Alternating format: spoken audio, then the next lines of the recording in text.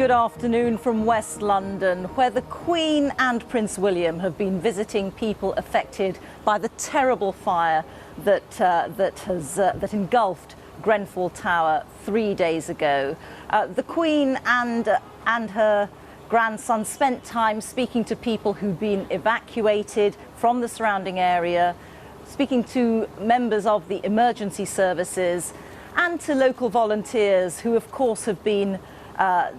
praised by so many for all the time and effort that they've put in to helping people who've survived. Just to bring you up to date with what we know so far,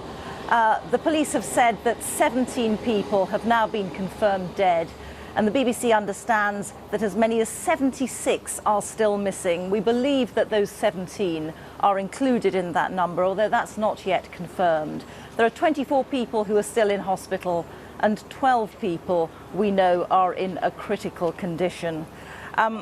Let me bring in my colleague Peter Hunt, our royal correspondent, and we're watching, Peter, aren't we, the Queen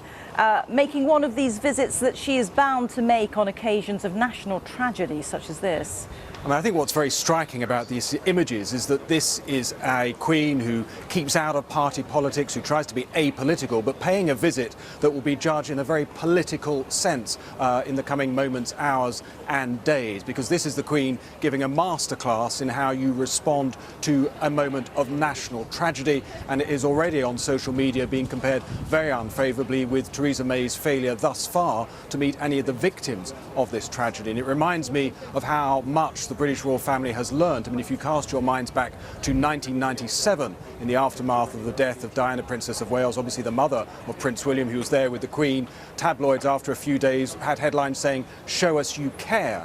when the Queen and the royal family were criticised for staying in Scotland and not coming to meet people in London. That was a very painful lesson for the royal family 20 years ago. 20 years on, here you see the Queen in this role that royal officials like to call as head of the nation, as a focal point, often a focal point at moments of celebration and pleasure for the nation. This obviously a moment of sorrow, and so she's come here today with Prince William. That in itself is also a very significant moment. It's a reminder of how this is an institution in transition and how the Queen is relying more and more on its younger members, coming to say thank you to the firefighters, thank you to the volunteers, and meeting some of those who are directly suffered as a result of this fire.